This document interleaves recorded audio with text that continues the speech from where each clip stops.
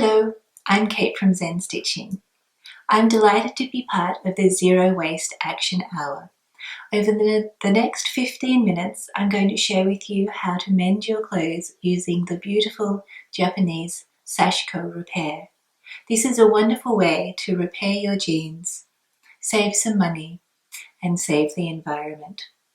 Let's switch angles and I can give you some close-ups on how to begin. So here we are at our workspace, and I have a pair of jeans with me here that we're going to mend the crotch. You can see that I've already mended one side and a hole is starting to appear on the other side. So that's where we're going to focus our attention today. To talk through some of the materials that we'll need a needle. Now I'm working with a sashiko needle, and these are specifically designed for mending. They have a sharper point. Let me put a bit of contrast behind so you can see. They have a sharp point which is designed to go through a couple of layers of material, and a large-ish eye, which means that you can put a thicker thread through the eye of the needle. Now, for some of you, you might not have these at home or be able to access the sashiko needles, so darning needles work just as well, and you can get those from any sewing store. And quite often you can pick them up in like a packet of mixed needles. So that's our needle. Then our thread that we are going to be working with, I will be working with the sashiko thread, which is specifically designed for mending. So it's not like our embroidery floss where you can unpull it. It's specially twisted, as you can see here, so that it won't come undone, and it's really, really strong. It's really tough. It won't fray. Now, if you don't have some of this at home, that's totally okay. Some people like to work with pearl cotton, which is also used for crochet, and even embroidery thread will work too. But the great thing about the sashiko thread is it's designed for mending clothes, which means it lasts a long time, and it also softens with age, so it kind of softens into the fabric rather than being harsh and wearing against the fabric. So we've got our needle and thread, and I'll go ahead and just thread this right now. And now I'm fond of the pinch technique, where you close your fingers, line up the eye of the needle with where the thread is, and very carefully open up my fingers, and as they open up, I push the thread through. So it's just like that, and that I find is the simplest way to thread a needle. Then just a regular knot at the end, at the very end. So that's our needle and thread. The next thing we need to think about is the patch itself. And so let's look at where this hole is. I'm just making some space. And although the hole you can see is not too big, I'm actually going to put a large patch on similar to this size here. So you can see that I initially patched this section here, and then I got a hole here, so I added an extra patch here. So if you think about your jeans or the areas that you're patching, quite often if they're starting to fray in one place, they're going to fray in other places as well. So I can even see that up here it's starting to get quite thin and threadbare. So if you want to save yourself some time in the long run, I would put in a huge patch. This just means that once you get started, it's going to keep you going for quite some time. Smaller patches, so say hypothetically if we mended just this little bit here, means that it's going to start to wear around here. So the larger the patch, the longer it's going to outlast you. So I've got some other denim. It's always good to choose a fabric that's similar to the fabric that you're repairing, get a similar weight, and you can tell that just from rubbing the fabric between your fingers. So I'm going to turn my jeans inside out.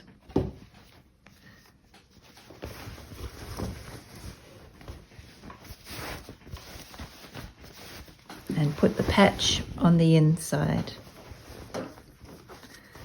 So just to show you the previous patch, this is what it looks like on the inside. I haven't bothered to finish any of these edges. They will only unravel to where the stitching is. So you can see here, the stitching goes here, so that's as far as that's unraveled. And same with this one here. The stitching goes to here, and so it's just unraveled a little bit. So it's not really necessary to seam your patches, unless of course you want to, because I know some people like to work neatly. So you can see we've got our holes here, and I'm trying to spread this out as flat as possible. This just makes working on the jeans so much easier. There we go.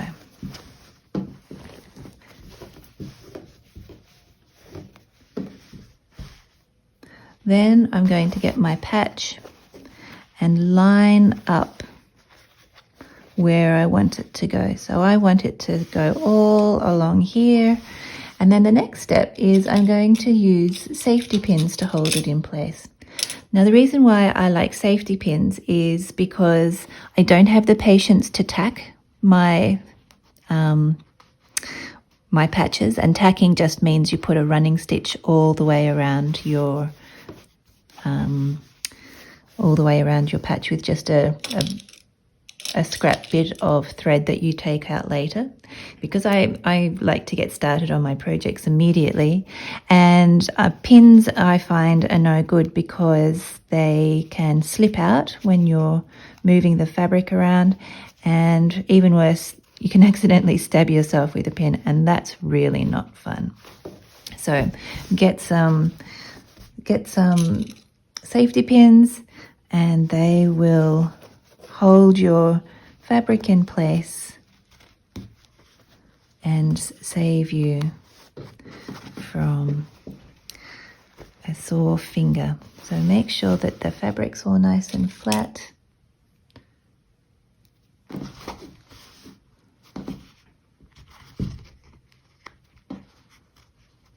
Pin that in place. And then I'm going to turn it out the right way.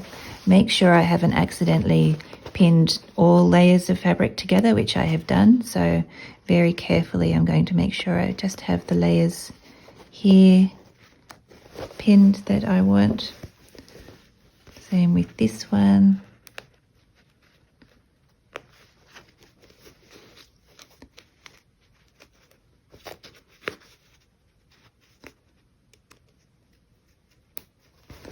That one's okay. That one's okay. So now that I've got my hand between the two layers, I'm going to put some more pins up the top here.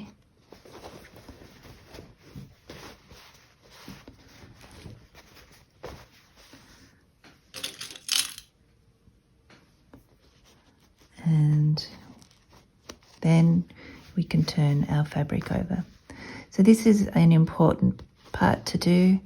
The setup with any project is always the most tedious, but also the most important, because if you make sure that this is all nice and flat, which it is, and we've pinned it in place. I might actually put another one here just to stop it from accidentally folding over whilst I'm doing the stitching.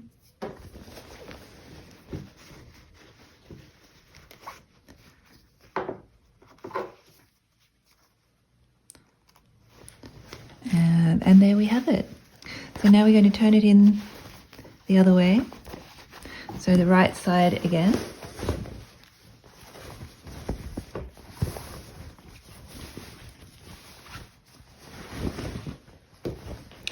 And we've got our first step done, which is putting the patch in place.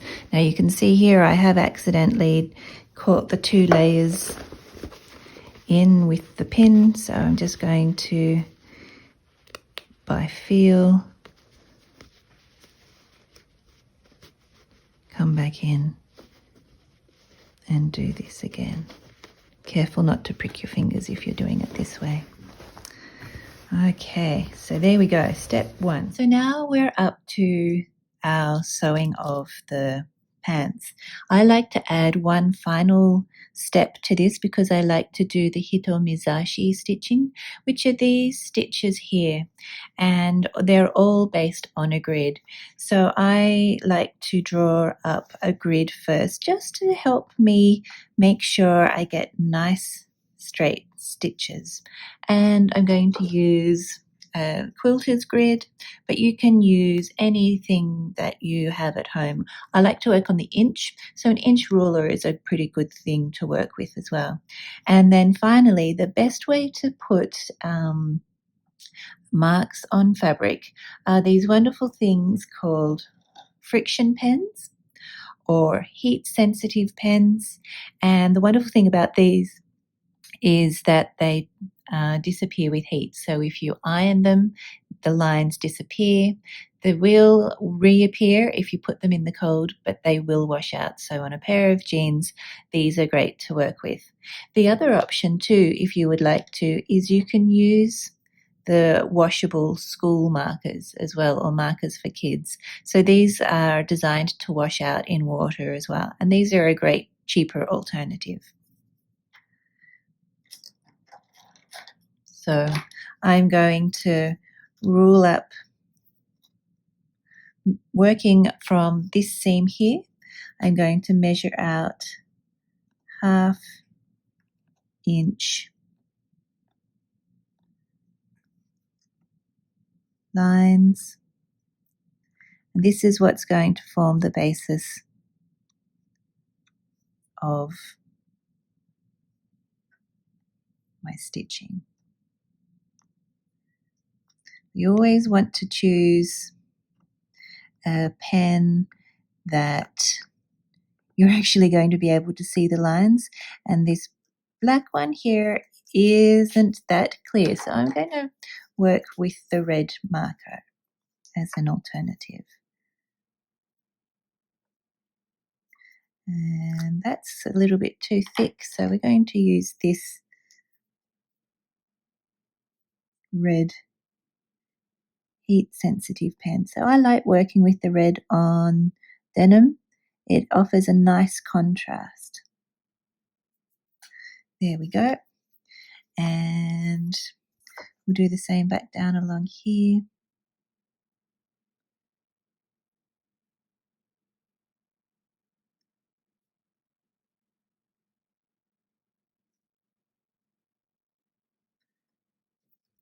And draw up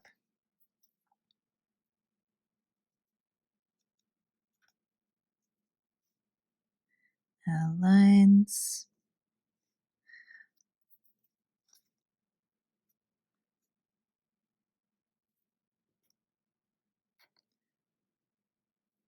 Now, ideally, you would draw your lines to the very ends or edges of your patch. But for the sake of time today, I'm just going to focus on a smaller area.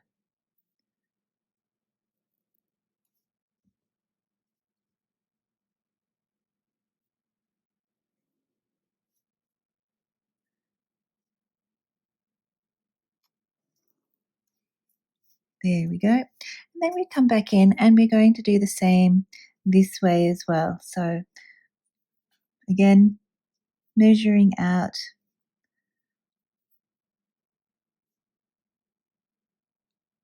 our 1/2 inch grid.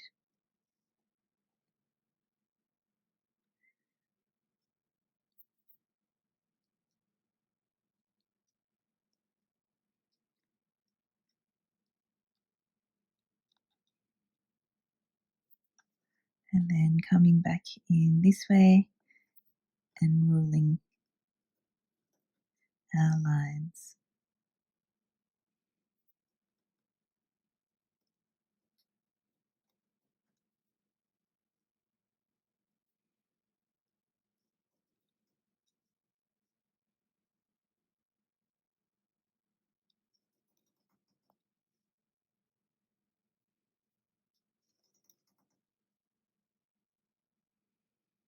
So you have all this set up to do when you really just want to get stitching. And if you want, you can totally bypass this step. That's totally fine. And you just kind of go with the flow. Because I have a particular style on my pants, I'm going with that particular style. So we've got our needle and thread, and with our knot in one end, this is where the fun begins. I'm going to do a very basic stitch pattern.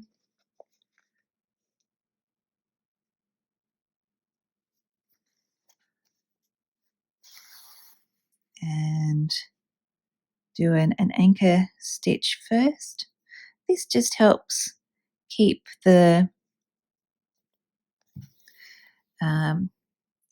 thread nice and secure, because sometimes a knot will pull through your fabric.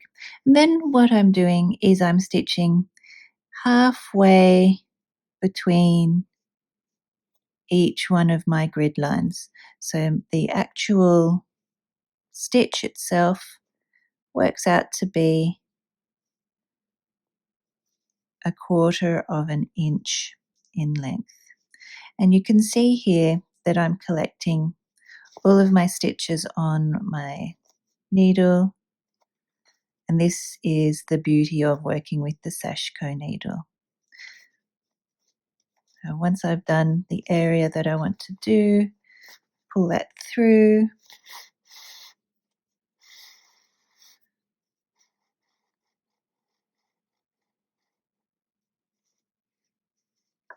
Like so. And then I'm going to come back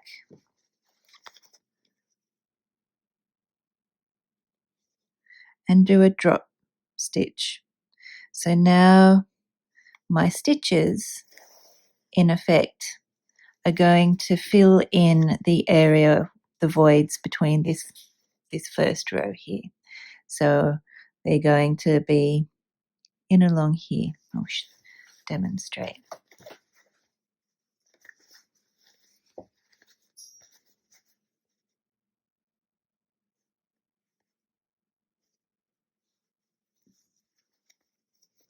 Working with jeans means you kind of got to learn to work from one side only. It makes it easier, because having to move back and forth, pulling your needle up and down with each individual step can be time consuming. So if you can learn to work from the top of the fabric, that's great too.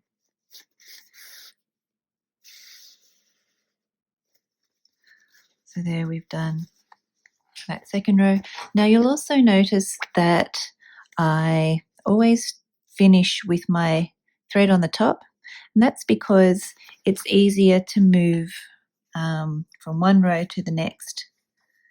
I'm just putting my hand up the leg here. So I'm moving from this row, putting the needle in here, and then switching across to a diagonal, on a diagonal to my next row that I'm stitching. And again, because it is just a running stitch, every now and again you want to stop and just flatten it out on the table surface or on your leg, so that you're not accidentally pulling your stitches too tight.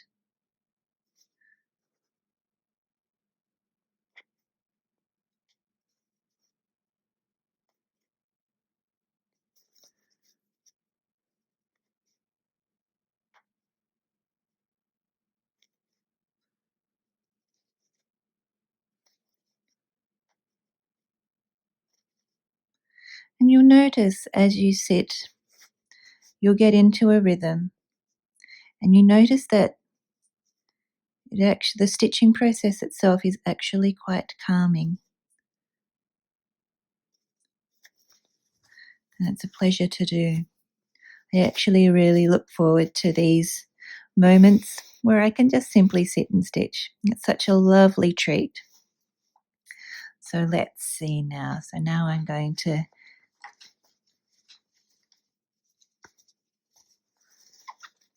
come back in here and move across to my next lot of the grid.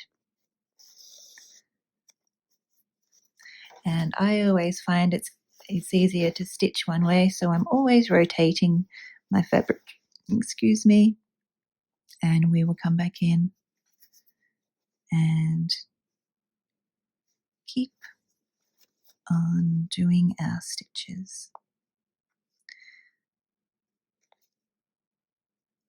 And this is a very basic introduction to learning the sashiko stitch and mending your clothes.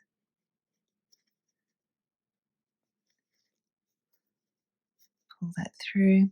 Now you might also notice that I have a little bit of leather on my hand, and these are actually a special sashiko thimble, and if you don't have enough grip on your fingers to pull your needle forward, you can use the thimble to push the needle through the fabric. And it's just a great way of saving your finger strength, or if you have arthritis in your fingers, then it just is a little bit nicer on your body. Okay, so we'll do one more row and then I'm going to call it quits for today. That's our 15 minutes. I could quite happily spend the rest of my day working on this. But we must also make some time for questions and answers.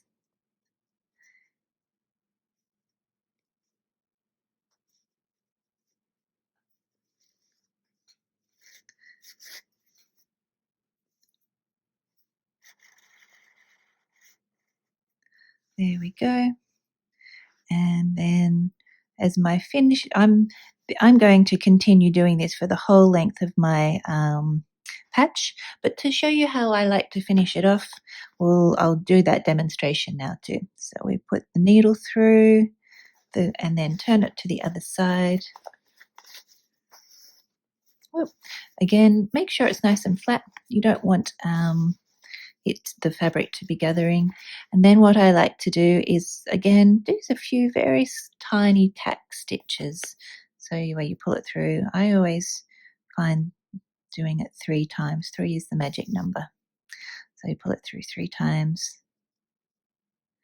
And this just means that it's very unlikely to unravel. Then I even put the needle through this way as well, like so.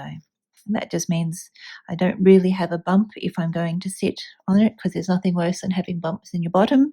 And it also is just a little bit stronger than a regular knot. So thank you so much for your time today to sit and watch and hopefully participate with this stitching tutorial that I've shared with you. If you'd like some more information, I do have a document that you can download. If you go to zenstitching.ca/zero waste, you'll be able to find all the details there.